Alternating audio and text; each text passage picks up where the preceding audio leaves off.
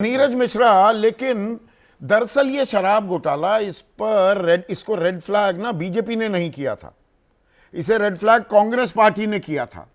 तो आज ये सीएजी जो हमें बता रहे हैं, इसमें पैसा कहां खाया गया है, मुझे ये थोड़ा समझ में नहीं आ रहा।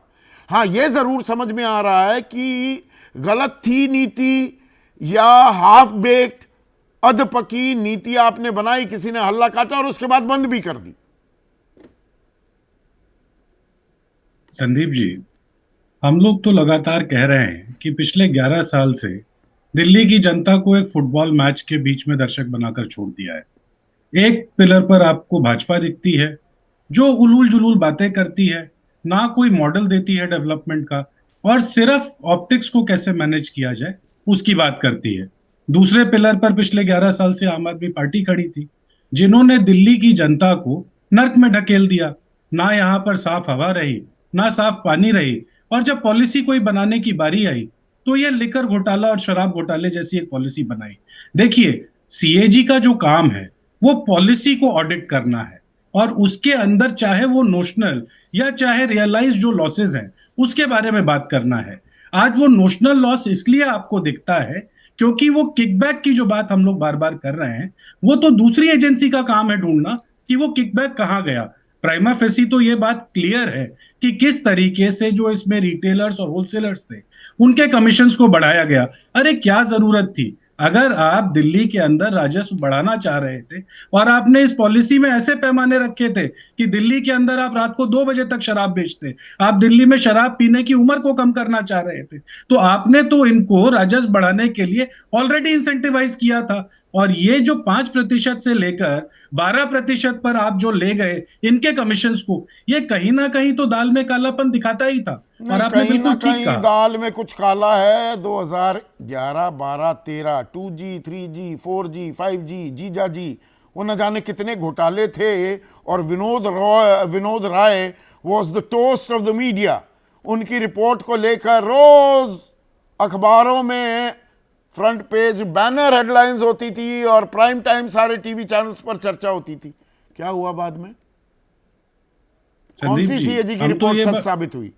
आप तो खुद संदीप जी, भुक्तभोगी हैं। हम तो सच में भुक्तभोगी हैं, क्योंकि उस समय पर हम लोगों को जिस तरीके से जनता के बीच में इन बातों को रखना चाहिए था वो तब नहीं रख पाए। लेकिन समय के साथ जब कोर्ट ने इसमें सब जगह जांच की तो पता चला कि सब तो निर्दोष थे।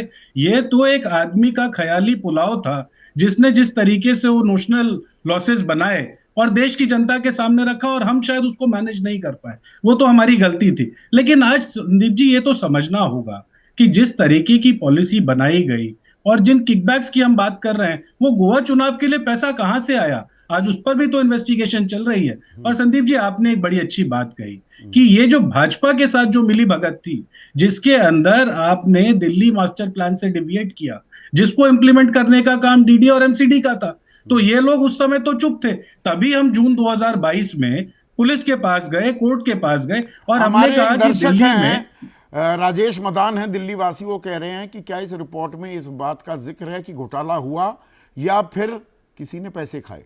देखिए, आम आदमी की दिलचस्पी इसमें है। नीति गलत थी, उसमें कहां लोचे थे, कहां पेंच थे, कहां परसीव्ड लॉस की आशंका है, सिर्फ उसी से क्या असल में पूरी तस्वीर सामने आ पा रही है? नीरज, ये पूछ रहे हैं दर्शक। संदीप जी, देखिए ना, आप सोचिए कि कोविड के दौरान एक लिकर पॉलिसी आती है जिसके अंदर जिन लोगों को ये टेंडर्स अवार्ड करते हैं वो सिंडिकेट बनाकर मोनोपोली क्रिएट करने की कोशिश करते हैं।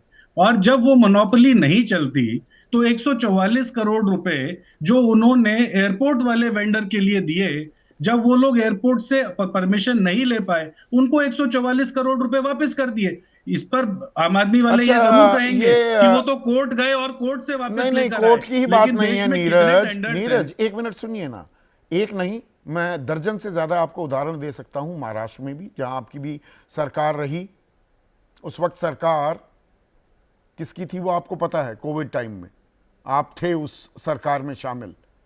कर्नाटक की बात हो, हिमाचल की बात हो, तेलंगाना की बात हो, कोरोना काल में कारोबारियों को छूट दी गई, बहुत से पैसे छोड़े गए।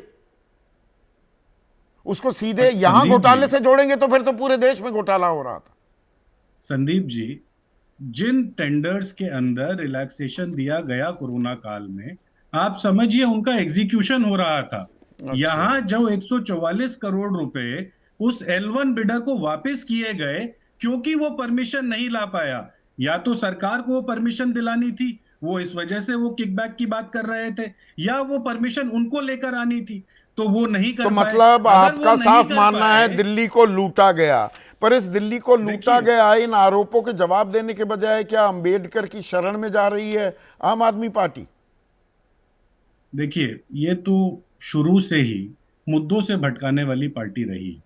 जिस तरीके से दिल्ली की जनता के साथ इन्होंने अन्याय किया, उसमें सबसे ज्यादा अन्याय तो यही था ना कि दिल्ली के अंदर आप कॉन्ट्रैक्चुअल भर्तियां करते थे, आप पक्की नौकरी नहीं निकालते थे। और बाबा साहब के संविधान ने वो जो पक्की नौकरी में आरक्षण को गारंटी किया था, उस आरक्षण से तो ये लोग दूर भागते थे। देखिए, एक ही सिक्के के दोनों पहलू हैं, चाहे वो भाजपा हो चाहे आम आदमी पार्टी हो।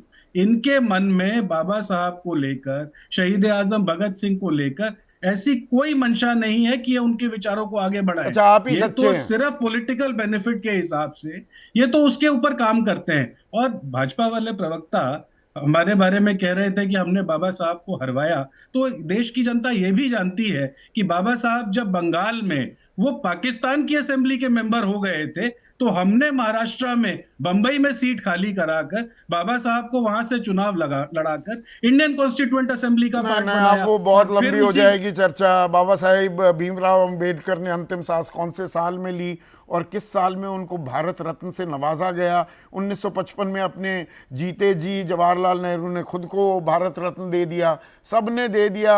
और बाबा साहेब भीमराव अंबेडकर 56 में अंतिम सांस लेते हैं और 90 में जाकर याद आती है, और वो भी कांग्रेस को नहीं आई।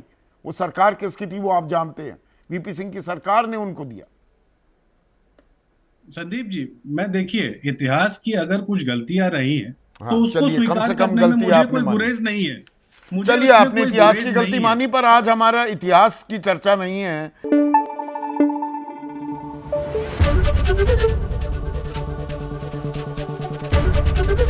एबीपी न्यूज आपको रखे आगे।